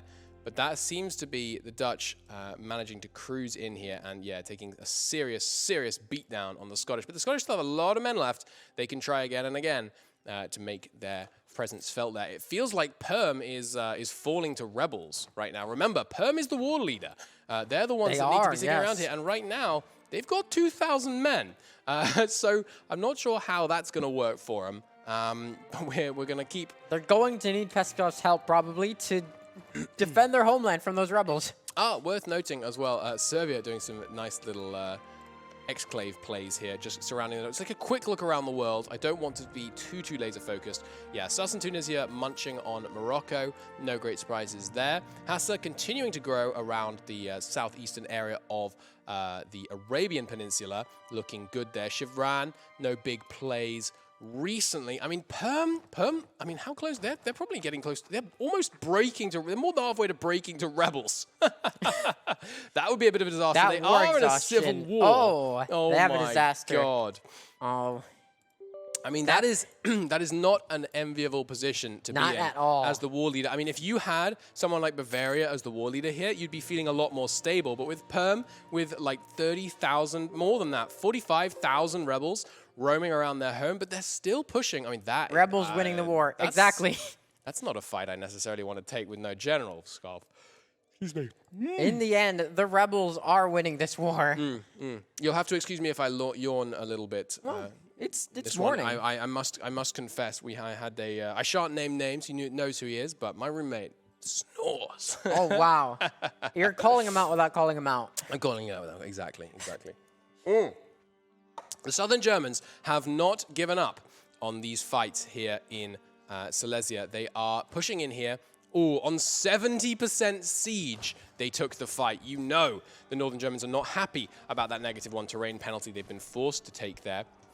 Right now, we're looking at even Stevens on morale, but Bavaria with a serious tactics disadvantage. Where is that coming from? Their Miltech is falling behind. Of course, that only applies to the Bavarian troops, who are now making up less and less of that front line. Is this the last reinforcement the Northern Germans have? No. Hesse is once again coming in a little bit late, but this time it seems like they're not needed. The absence of Augsburg was felt. It was felt in that fight, and that is probably the battle that's going to decide the fate of Silesia. I have to imagine that now their capital is looking very exposed. I am honestly amazed. This war, it escalated. And it's still going. And it's still going.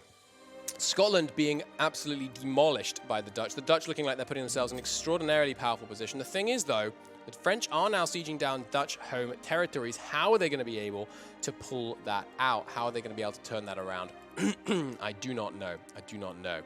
Now, Ryazan has seriously managed to get their forces back on track. Their war score stabilized, and Perm is getting closer and closer to breaking to rebels. And I mean, the Perm players at this point, it looks like they've walked away from the keyboard. I mean, what can they do? I assume they're trying for some diplomacy, but look at this. They are 88.9% of the way towards enforcing demands. Yikes. Which is going to mean a much smaller Perm, which is going to mean a much easier Perm to enforce a white peace, not a white peace, but a peace deal upon. I will point out, if Holland wins quickly against Scotland here, which I think they're aiming to do, they will join in.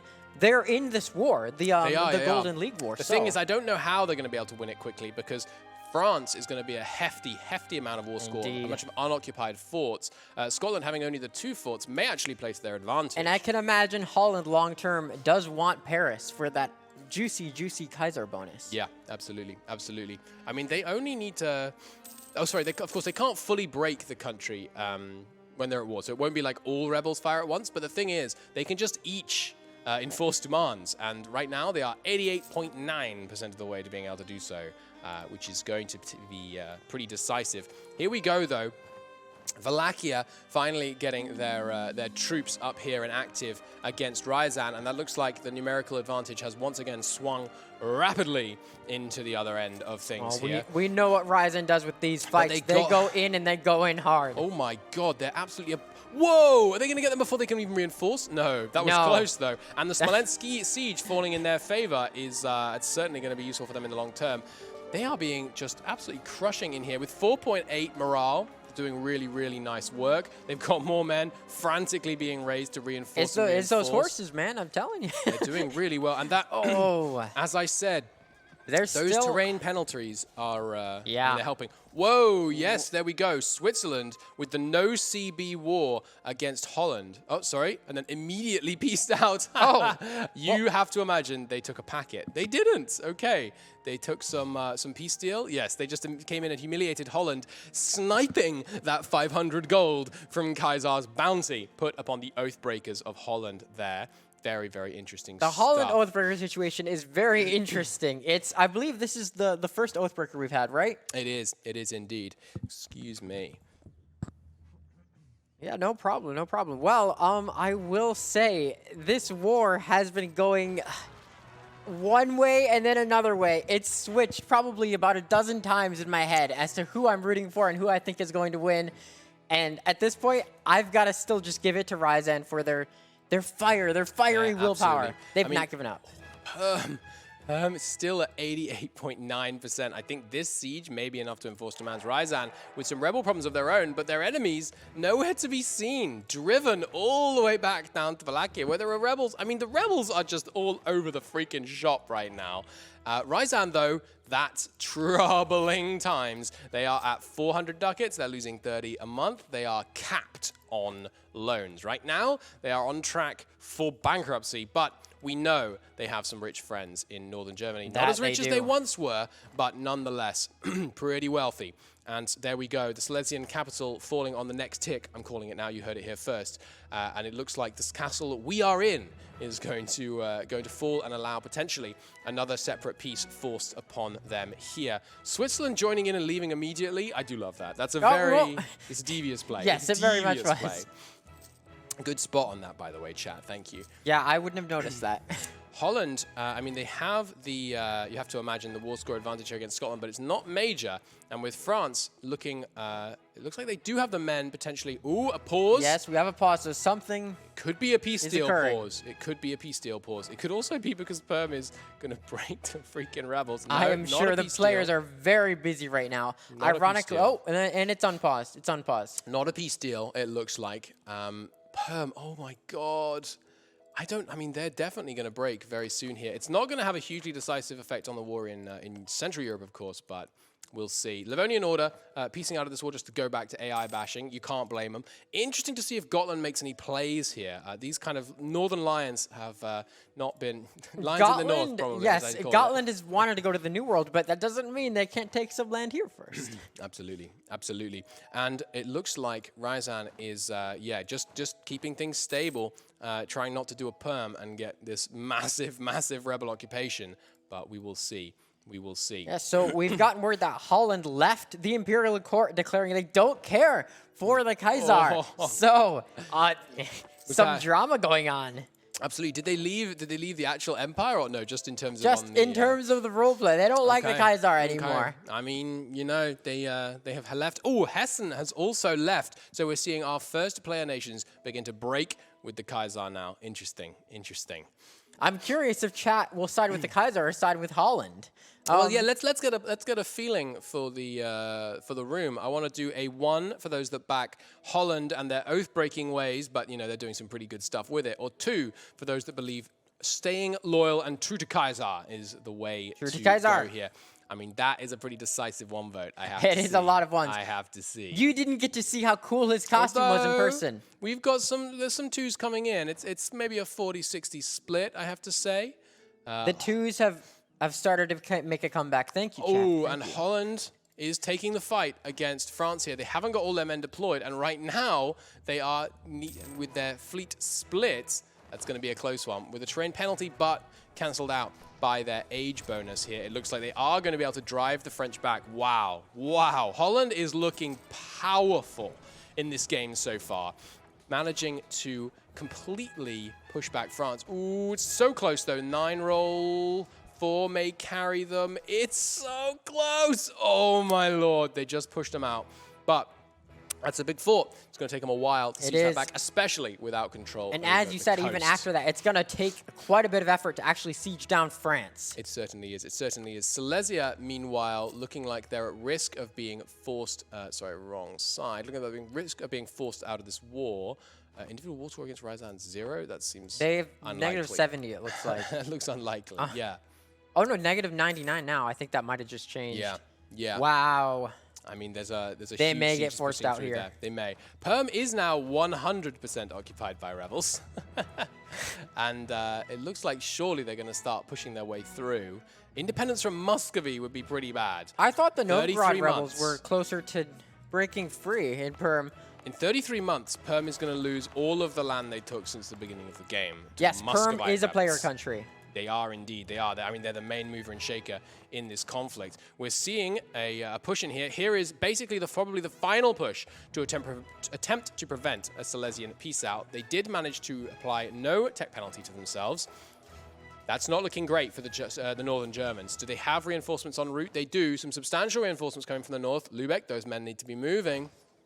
It's going to be close. It's going to be pretty close. I mean, ooh, that is close. Break, please.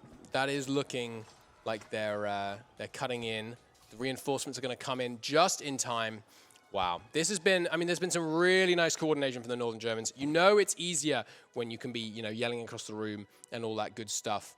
But it's going to be a close one. Holland, really, I mean, they're managing to fight 2 players plus France simultaneously alone. They are, but that's Zwelik for you. I mean, Zwelik is he's definitely not a player to be underestimated. That's for darn sure.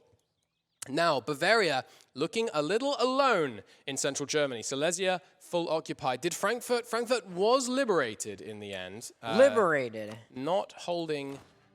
No, with a pretty decent... Oh, sorry, that's Ryazan's army. But Frankfurt, yeah, they do have an army still floating around. It's actually gone... It's being beaten by Ryazan. Oh, my God. Ryazan is down there now.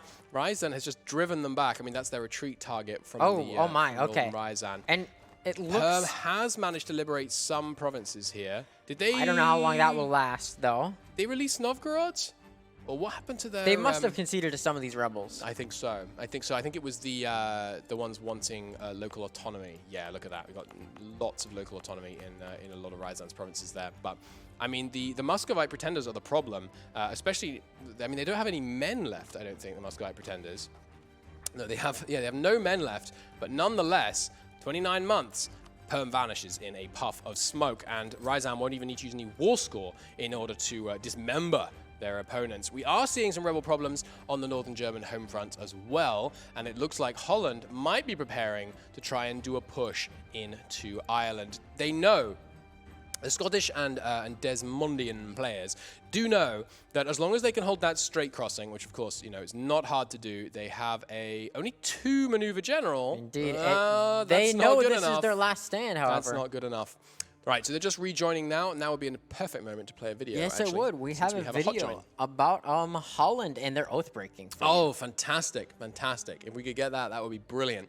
In the meantime, I'm going to keep talking until it plays at least. We are looking at, it looks like a Ryazan victory here. It was, from the very beginning, it looked like Ryazan had no chance, right? They had like 4 players against 1, but I told you. And they started this, by the way, I want to point out. They have had that fervor, that confidence, even just going into this. Yeah, I mean, Perm players joining as a new nation, I very much doubt it. That would leave the AI to be in control on the the war peace leader deal, as well, which would be disastrous. Yeah, very interesting. I mean, right now, let's take a little bit of a zoomed out look at the world. We have seen a player go down to Mutapa. Who would that be? Who's that? I don't see a missing nation. Oh, it's Dipmartian. Oh, Dipmartian have yeeted themselves down into Mutapa, I think. If I could get confirmation on that, that would be great. But I don't see anyone else missing. Chat, am I missing a player here? I mean, it has to be Dipmartian. I think that's the only one I can see as well. I don't see anyone else. That's interesting. I mean, they did just have a bit of a rough time there. Well, I mean, that's interesting. That opens up a bit of a power vacuum. But the Permian rebels are, I mean, they're continuing to lead the charge here and yoinking their way through there. Ryazan, Perm does have some men now, though. They've managed to reassemble an army. They might be able to go there and stop things. But the thing is, you have to imagine right now, they're going to need to choose between fighting Ryazan and saving their freaking skin on the home front. And, I mean, it's going to be tricky. It's going to be a tricky choice. Holland looks like has left the home front. Oh, France out of the war. Oh no, Scotland. Scotland, things are not looking good. Not at all. Their last stand might be in Ireland, and I don't know. It doesn't look good for them. We'll have to keep an eye on that region for sure. Yeah, we will. We will. And Bavaria slowly being yoinked through here. Holland and Hesse deciding they want to leave the Imperial Court. I mean, we'll see what kind of wrath that might bring down on them, but that's certainly going to make a difference here. The Livonian kicking themselves out of that war early. Have to imagine people are not going to be very pleased with them about that, and they find themselves close to Pskov, who might be wanting to find themselves making some plays here. Ryazan just liberating the last of their forts occupied over here in the east, and I mean this is a heck of a war. I cannot believe how long this war has been going on for. It's truly absurd. They have been at it for 12 years now, I think. That's Grandest Lan for you. That is the Grandest And Lan. I can only imagine what it looks like outside in these halls with players running around desperately, talking about what's going on, making the alliances, figuring out between each other on their own teams, how do we continue this? The energy in the castle is, at times like this, electric. You know players are desperately rushing around. They're making promises. They're trading favors. They've got gold coins, if you haven't seen them, that they're using to exchange favors with each other, to buy favors of the Emperor, And meanwhile, of Kaiser. Battle Pope chilling. Battle Pope allied with AI Austria and AI France.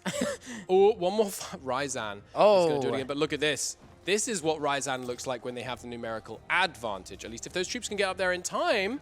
Oh, that's a very bad roll. They're not gonna. That's the first battle I've seen Ryazan lose in quite some time. And you know what? That was a battle that looked like they knew, okay, maybe let's not send everything here. So although they do have that fire, they're very smart players and know when to pick their fights. No, Bavaria. No. Oh, come on. Bavaria sent in some troops with absolutely no morale. Oh, no. Oh, that's not good. And here come the Pomeranian reinforcements. It's not looking hot. It's not looking hot. Wow. I mean, that is looking very bad. The Central Germans, obviously. Oh, Frankfurt. Did Frankfurt peace out? No. Why is Frankfurt not getting in here? They've got more men from the Emperor. But, I mean, oh, look at that. Fall of Prague. It's not looking good. And yes, Silesia has been yeeted out of the war. The numerical advantage is becoming ever more decisive in favor of Ryazan. It doesn't look... How badly did Silesia lose? Oh, here's the crossing. Oh, this is the stand. They did manage to negate the crossing penalty, no doubt, with a maneuver general. Desmond, weep. Weep for Desmond. The stand of of Ireland and Scotland, it did not go well for them. The British are not coming. They are leaving, and they are being completely routed, and they don't have a fort. No! The stack wipe. It's over. They were depending on that strait more than anything. You can't rely on a strait when the best mover general you've got is 2. You just absolutely cannot do it. That is looking like a probable stack wipe in Ireland. If not here, then they'll just bounce them back and forth and back and forth. And that is, I mean, that's... They're going, Holland going in for the kill. And of course, once Holland wins this, that gives a just decisive numerical advantage in central Germany. Very decisive. We've got Augsburg, Silesia having been forced out. Holland easily making up the numbers. France having left that war. We're going to be seeing a peace deal here. And I'm curious how hard Zleric will push them. And of course, we should note, of course, Zleric does have team members. It's not just him in Holland. It's not just Zleric playing as Holland. I confess, I don't know their name. Why depend on a straight with no navy to defend it? I mean, they were hoping on the crossing penalty, but just didn't have the maneuver to back that up. I feel like Zleric and his team are going to push them hard here. They're going to, I have to imagine, get 100% peace deal against both Desmond and Scotland. I would think so. After fighting this hard and having to become an oath breaker in order to get here, they're not going to allow it to be just some minor victory. They're definitely going to want full control over the Isles, I think, in the long run. And I know the English Channel, at the end of the day, is their main goal to get money. They can get that in the short term, honestly. Yes, I mean, let's take a look. They take York. As Desmond right now, if you wanted to as Holland, if you wanted to destroy Desmond, I mean, look at this. I mean, that's a lot that they can yoink out of Desmond in one go. I'm curious if they will go for Desmond or if they'll go for lands in Scotland. They'll do both. Take York, do the... I'll call it right now. They're going to do both. Absolutely. Why not? They're already the bad guys. It's not like they'll be greedy and be declared... No, I mean, they're already Oathbreaker. They can't be made Oathbreakers twice. So, I mean, they took on France head on. They're not going to accept anything less, I think, than 200% peace deals. And to be honest, I don't see any way they're going to not get them. Now, Perm... still desperately trying to not break to rebels. What are they at now? Oh my goodness. They are at, on Muscovites, in 18 months. Looks like Ryazan is doing what they do, pushing in on those big fights, winning them when they need to. Yeah, absolutely. And it looks like the Scottish War, it's a separate war, so the Scottish War will end soon. I have to imagine Bavaria and Augsburg not feeling too happy about the performance of their eastern allies. But we will see. We will see. Does Scotland doesn't get to the New World yet? That's a great question. And the answer is no. They have not even started. I believe only Gotland are in the New World as of right now. And by New World, we mean Bermuda last we checked. Yes, so, I believe that is the case. And yes, taking a quick look, that is indeed correct. So, I mean, Ryazan, continuing to liberate some of their provinces. They haven't managed to make any gains. Let's not overstate how well Ryazan's done here. Oh, that's a big fight in central Germany. We've got Bavaria coming in, but I mean, the numbers just don't support it anymore. And that's a terrain penalty fight. You can't be taking a terrain penalty fight with a numerical disadvantage. Of course, in the fight, there isn't a numerical disadvantage, but you see the Lübeckian armies. But Lübeck, Lübeck kind of needs to get in there. No, there they go. They've got time. They've got time. They do have time, but... Look at that. And the 3-star general, whose is that? Where is it? I'm not seeing an amazing general on this list, but... there's a lot. There's a lot of things to sort through. Let's see here. Oh, 5 shock from Hess is pretty tasty. Yeah, and there's a 6 maneuver, so if you ever need to cross a strait, call Pomerania. But look at this. I mean, they're just being sent packing, and over here, Ryazan, retaking their land. Perm, oh, look at this. Poltosk may save them from the rebel breaking. That's interesting. Very much so. And there is the more or less full occupation of the British Isles by the Dutch. And you have to imagine the Dutch are going to pursue remaking their alliance with France. They have lost the friendliness with them, and that would be the play for them. Oh, but the diplomatic relations on France is going to make it hard for them, which means they're probably going to annul, I have to imagine. Oh, and I just heard, Holland just attempted to send a peace deal, and it was declined. So it looks like Scotland is going to force them to push to the bitter end. Moldova is out of the war. Wallachia are out of the war. It's all coming up Ryazan. That is, I mean, that's decisive. It really is. It looks like Ryazan may be able to actually start pushing into enemy territory now if they are feeling ready for it. And I mean, Ryazan, of course, they have paid for this war. I mean, more and more loans coming out there. But let's take a moment to appreciate the fact that Serbia right now absolutely smashing the Ottomans with Austrian help. The Papal States cleaving their way through Italy. Andalusia cleaving their way through Castile. These players are battering each other. And we've been saying, you know, Ryazan's doing so well, Ryazan's doing so well, the Northern Germans are doing so well. But are they? Because while they're smashing on players' doors, battering back and forth, making tiny incremental gains, not even gaining any land against Silesia, for example. I mean, Silesia is now just a hostile power that's going to be hostile forever. Sorry, they took one province, I think. It's really the players not deep in this war that are the victors here. I mean, Andalusia, Serbia, the Papal States, Tunisia, they've all made massive territorial gains against the AI, which is, of course, I mean, it's the game theory way to go, right? You go shorter, smaller targets, shorter wars, easier wars, and that's how you get it done. And they're free to do so while everyone is occupied here. Absolutely. No one to mess with them. Right now, it looks like Frankfurt is the next target of the ire of the Northern Germans. And then I think Bavaria will be isolated, alone, and yeeted. And here we go. Ryazan finally pushing into Pskov. I mean, we're going to see what happens in terms of the result of that war. But I can't see a way that they pull this back. It's been one nation after another slowly pushed back. And I mean, I wonder what Ryazan offered the Golden League, because they've spent a huge quantity of blood and sweat and tears to push this through, and they're continuing to do so. Props to, I mean, Bavaria. What is this fight, Bavaria? Yeah, Bavaria, no. There goes the entire army. I have to say, I think Tunis has the biggest player font of all the players. My Lord. Look at that. Look at that. That's a lovely. Glorious font. I love to see that. I think the eternal dark city of Frankfurt may fall. The Eternal Dark City. The Eternal Dark City. I don't know a way to do that. Muscovy is free. Yep, there we go. Muscovite rebels got their way. Oh my Lord, if I'm Ryazan right now, vassalize Muscovy, and you could feed them all of Perm and Pskov. That would be a power play. You're absolutely right. That would be a power play. And Ryazan has cores. Wait, what the heck? How does Ryazan have cores? Oh, is that a mission? How does Ryazan have cores on all of Muscovy? The wrong mission tree. Is it up here? Conquer Moscow? It must be this one, but it's not a mission tree I'm familiar with. Maybe chat can help. Oh, they broke from, you're right. That's true. I'm sorry. Muscovy broke free from Ryazan, not from Perm. So, right, of course. So we're going to see rebels from both sides of this war potentially. Oh, no, okay. The Permian rebels for Muscovy have been disbanded. I hate to see these rebels been occupying Perm for so long. I know. What is Perm playing right now? They're running around trying to figure out what we do next. And look at this. The Emperor is his condottieri doing what they can to try to help the Frankfurtian forces, but it's just not enough, and they are being destroyed there by the Northern German coalition. I mean, that was the war to end all wars, but I suspect it won't. How many players?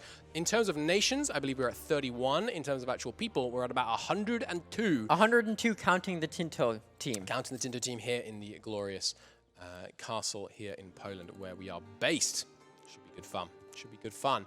And it is so far. Now, Holland, so that's three still not piecing out yet. It looks like they just need that one Scottish province. I'm not sure if they've noticed they need this for 100% war score. Are they purposely trying to, for some reason, it's not the war goal. They've got proof of peace anyway. I don't know.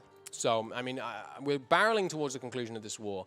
Ryazan is, continuing to crush their way through. I mean, that's not an easy fight, but, I mean, now that Ryazan has a numerical advantage, I don't see a way in which they don't manage to carry this through. They were winning when they didn't have one. There we go. Now they've noticed. They're taking Perth. They were just taking their time. You wouldn't be watching the stream, would you? Don't do that. Maybe they're playing with their food. You do that, to be clear, but maybe they're playing with their food, yeah. I mean, it's looking like the hammer is finally falling on Bavaria. They fought really long and hard. Desmond's out. Whoa. Desmond's out for, oh my Lord. They are not interested in messing with that straight crossing anymore. But that's not a big peace deal. Are they at risk of a coalition?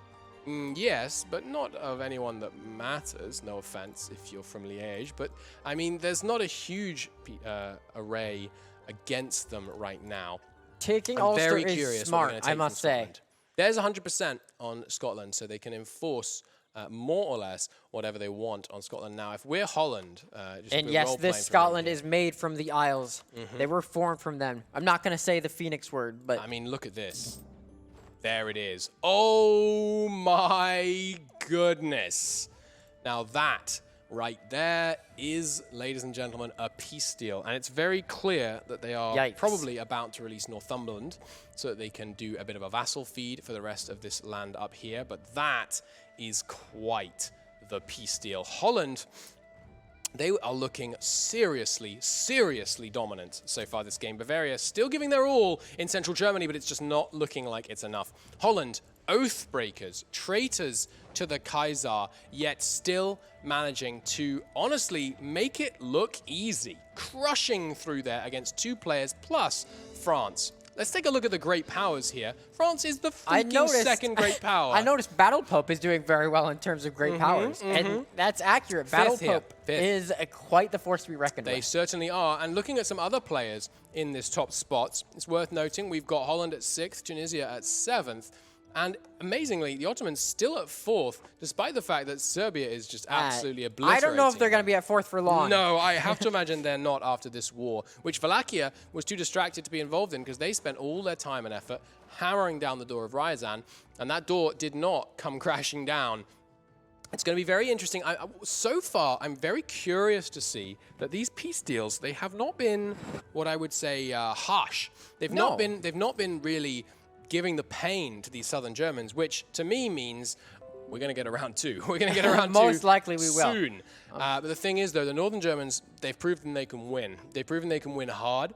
I think Frankfurt may fall. I mean, they've got to want something, right? I mean, it's looking tenuous for their position there, to be sure.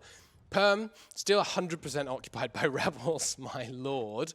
And, I mean, what are we going to see at the end of this war? Ryazan has claims on all of Pskov. I have to imagine they're going to go one way or the other in this peace deal just to make sure they can completely eliminate the target. But, I mean, Holland. We're going to see weakened nations on all sides of the end of this war, I suspect. Interestingly, not releasing Northumberland.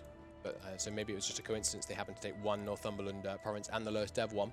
But here in central Germany, I mean, Bavaria, they've been giving it their all. But right now, with 0 troops, it's hard to resist with no men. I mean, it's a complete victory for Ryazan. It's not just a victory, it's a decisive one. They had a massive array of people arrayed against them. They had a numerical folks disadvantage. Are saying they can't release Northumberland because they are still at war. Of course. Yes, they are. They're in the war with... No, I'm not saying they haven't released it yet, and that's why. It's that they're coring the province, so clearly they don't want to release it. Oh, yeah.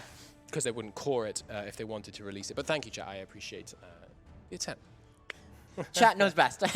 Well, they think they do. They're right sometimes. Sometimes. I definitely won't deny that. Now, Ryazan still pushing in here, looking like they're going for the 100% war score against Pskov, and that was a peace deal refused from Ryazan then, interestingly. I wonder who that was against. I think we might see Frankfurt fall. I mean, Hesse, they've been making some aggressive plays. They're the only one, apart from Holland, who has declared independence from the imperial court, and they are, so far, gained nothing for it. So, the Knights are shivering. I think at this point, Ryazan is thinking, we've invested so much, and now we're finally on the push. Yeah. We have to make this count. I agree. I mean, this is a decisive moment for the history of Russia. We'll see how much land they manage to yoink. Well, I hope they do so quickly because we have some guests here, I think, ready for us. The Tinto folks are back. So, chat, if you'd like, you have a little bit of time to prepare your questions to ask for Tinto. And we will hand over to them if you would like. I will talk to the folks at Ryan's Tinto our again. interview chat. I will see you guys at 4 o'clock, I guess, because we're probably going to ride out on Tinto. It's been a great pleasure to commentate the Ryazan War, and without further ado, here you go. Some claps. Some claps for Tinto. Do we have a... Here, do you want to sit there? He's on his way. He's coming. No, Don't just worry. doing the opposite. Like me.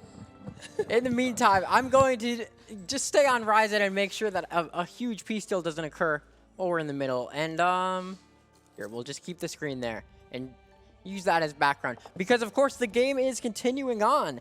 As we interview here, the Grandest Lan does not stop. This is a very, very a long day as players will continue to play all day. Oh, chords. All right. So, welcome back. Sonia, you have returned from yesterday. Yes. But if you'd like to reintroduce yourself to those who may be new.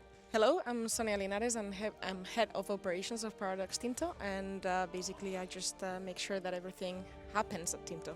Cool, cool. And Alvaro, if you'd like to introduce yourself to the wonderful chat. Yeah, thanks Ryan. Hello everyone. I'm Alvaro. I'm also known as Pavia or Pavia in the forums. I'm the content design coordinator of Paradox Tinto. Yeah, could you tell chat a little bit what content designer coordinator usually does? Yes, basically coordinate people. He makes things happen as well. You make things happen. Excellent. He helps us. Yeah, no, You help a lot. So I've been coordinating things as the new mission trees of Lions of the North.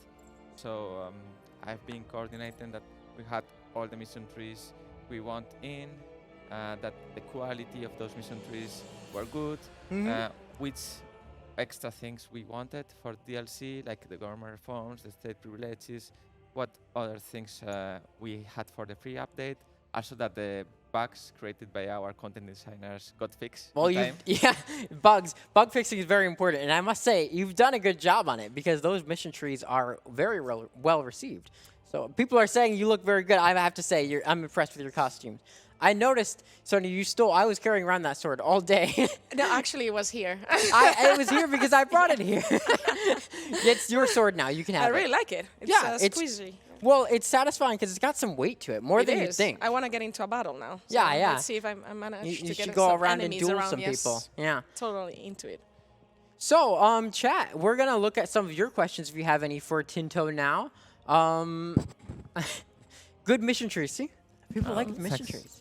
People really like the mission trees. Yeah, OP mission trees? Well, I mean, that's a fair point. One of the biggest pieces of feedback I've seen on mission trees in general is how do you balance the fact that some nations may have longer or more in-depth mission trees compared to others? Yeah, that's a good question. When we created different mission trees and the content, we want to do two things. One is making interesting gameplay experiences for different countries. So this is something that we actively look for, that if you play with Gotland, it's not going to be the same as playing with the Teutonic Order Exactly. or with Riga. And obviously, some mission trees are going to be bigger because, let's say, Sweden has a really interesting history in this period, and we have a lot of stuff. And other countries will have less content, but we aimed at making interesting content for all the countries independently if their mission trees were longer or shorter. Of course, and in some ways, making that content interesting if you do different playthroughs. Like, for example, Gotland now, you can go for the Danish route, or you can go Pirate Gotland, which is my favorite. Ours too. Yes. A lot of people have a lot of fun with that. Yeah. And I've seen a couple of people ask if you're going to continue with mission trees, those sort of long mission trees similar to the ones we've had in Lands of the North. I think we can vaguely say yes, of course. We will continue to have. Yes. I think we'll continue with it. Yes, the mission trees, they're pretty good. I have to say myself. Oh, thanks again. But I think I'm just gonna quickly check back in here. All right. We are good on Ryzen. There's a lot of gameplay stuff going on, but I'm going to try and keep this interview rolling. Someone has asked about monuments. Do you guys want to talk just in general about monuments and your design philosophy when implementing new monuments, we'll say? Because there were some new ones that were added last update. Yes. Well, I've been actively working on monuments because I think it was one of my first tasks when I joined the team, to start rebalancing the monuments last year. We created a lot for 1.32, so we are not going to add any more like 50 or 60 monuments because I think that we have a fair number. But well, at that point, you'd have like a monument in every province. Well, it would feel like at that point. Yeah, 4,000 monuments. Why not? Monument game mode. Every province is a monument. No, but we want to keep adding a few monuments each update. So, we get a bit of extra flavor, but also because we add few, we can make them more interesting. I mean, sometimes it is just the flavor. I won't lie. I have taken provinces just because I want to say I have this monument. I'm like, yeah, I don't really need this monument, but it'd be really cool just to say I have Some it. people are surprised that monuments are movable. They think it's a weird feature. Well, I think it's fun. So there- maybe you can explain a little bit why it's can be fun. we take a look on like in history if they could be more, not. So, for instance, one monument that is movable is the Moai in the Easter Island, Mm-hmm. the Pacific, and we discovered that some Brits in the 19th century actually moved one Moai from the island to With London. just medieval forklifts, Renaissance forklifts. I mean, Yeah. So I mean, it doesn't make sense to have like a cathedral or a big fort or palace, but this kind of statues and such to be moved, and then you can create your own Maybe just British very- museum or very something. large cows and lots of rope.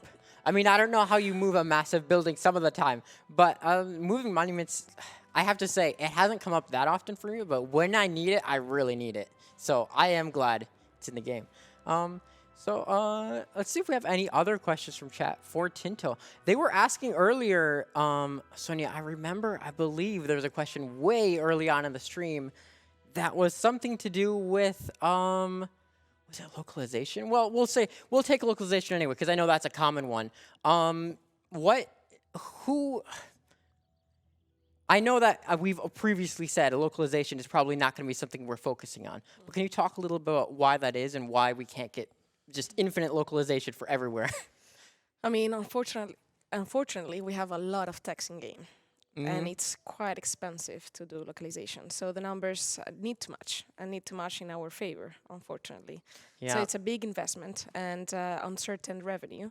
And even if we would like, and we always try to push for more localization, sometimes the numbers don't match.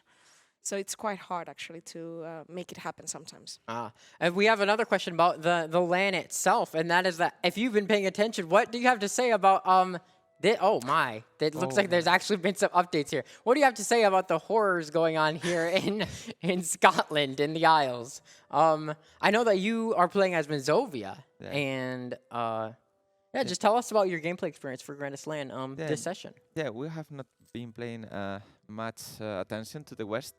We've just seen the bold move. Yeah, of you've been very Scotland, focused on the east. which backfired. But we were engaged in the war of Ryazan and a lot of countries against Silesia and others. So we fought in the first part of the war. So Yeah. we fought in the west against Frankfurt and such. You're getting involved. Yeah. We were peace out earlier because the other countries, our enemies, played really well and could peace out us by staff hits, by occupying Warsaw and another fort. But I think it has not been as bad for us because the war has It's lasted interesting. so long. Despite being in the middle between the eastern front of the war and the western front, you're doing okay. Like, Okay. I mean, you're in terms of you're alive, and Yes, that's I mean, look more at than we Perm broke wished from yesterday. rebels. Yeah, So yeah, I think as we were talking, our colleagues has just almost finished with Poland, which is good. Because, Yes. we want to kill Poland to form Poland. oh yeah, you can become the new Poland. I'm gonna say the We are word going chat. to do I'm that. gonna say Phoenix. They're gonna be a Phoenix of Yeah. Poland. Of course. Well, there was a chat question earlier about do you work with historians at ever? That's a good and interesting question because the good thing is that historian yourself. I'm a historian myself. So I have a PhD in medieval studies. So when I joined the team, this is one of the kind of things that with my experience and expertise, I could help the team with, like doing the historical research for Yeah. the different mission trees and how to make it better. So I think that we are quite happy with that. And I think that it pays at the end of the day.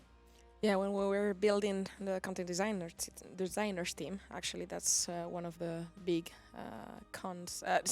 pros. Not cons. It might be a con. in I some mean, moments. historians are hard to deal sometimes with. No, but we wanted to have like a little bit of variety of talents, and Right. of course, Alvaro is there for his PhD. Yeah. His, Also for playing a lot. Of course, but all of you guys have a lot of hours on Yeah. on the game, so that's that Well, was almost Yeah, that sounds perfect. I'm a historian and I play a lot of Exactly. EU4. That's quite common. Yeah, I can imagine so. Yeah, I mean, for good reason. EU4 is, even if it is not, it's a game at the end of the day, so things can't be, it's not a simulation, of course. You know, there's always that saying that when you hit play, the historical accuracy just goes away. The first day, I think that's fairly accurate, wouldn't you? Yeah, you but say? There's one thing which is historical plausibility. Mm-hmm. So it's not that you want to be to replicate history, but to make history, plausible history, happen. and fun. Yeah. So thinking, what were the forces or the interests of this country in this period? So this country could go this way or the other. So for instance, that help us to craft, let's say, the mission tree of Teutonic Order. Obviously, we end up with this crazy idea of the Holy Horde, but Yeah. Historically plausible. maybe. But maybe. Especially fun. And fun. Right. Having it be fun means that those who may play the game and maybe don't have an interest in history might develop that interest in history. I know I myself, I always liked history, but after I started playing Paradox games, You like it more. I like it a lot more. Yeah, they can be quite addictive. Yes. And it's very nice having a little bit of basic historical knowledge playing Paradox games, because you can almost, I don't know how else to phrase it, you understand the lore of real life, and you're like, okay, I can see how this scenario might play out. It can let you get more immersed in what's happening in the game, I feel. So it's really great. Well, we are running out of time here, so I guess we should probably cap it off with, if you guys have anything to say about the Grandest Lan game as a whole. I know this entire session has been mostly just based on that war. And How are we doing now? well, Ourselves. yeah, Tell let's us. let's have a look. It looks like, well, you're out of the war. Yes. You have a truce with Poland. Do we still What- have the what- Peasants' War going? Yeah, we That's defeated a the good peasants. question. Oh, those peasants. Still there. Yeah. Your states are One thing that I've seen that is interesting is that the Iberian Peninsula is now the Balkans, with a lot of different countries. yes. Oh wow, it really is. But I believe Andalusia is most likely to gobble all that up. As some people in chat were saying earlier, Andalusia is the winner of this massive war. Andalusia battled Pope and Serbia, and battled Pope looks like they have all of Italy now. Yeah. You can see that some countries are starting to consolidate into big blobs. So I think that day 2 is going to be really interesting how these blocks get against each other. Absolutely. It's only the start of day 2, and we are seeing a lot of things happen already. Yes, it's crazy how Enough fast. that it seems like this would be an entire day, but we still have a good 12 hours left of gameplay here for the Grandest Lan. So I wouldn't say you have to be here the whole time, but of course, tune in, tune back out, and you can always watch the YouTube videos and VODs and such later. We'll make sure that they are up at some point, and you can check out the forum post and our Twitter feed if you want a Tilde recap of what's been happening. So I believe that is probably, yeah. The players are going to be rehosting, or not rehosting, pausing here. They need a break too. Everyone just needs a little break from things. So thank you very much for coming. No worries. Yeah. Thank you. I hope you Ryan. enjoyed interacting with chat. Applause for you.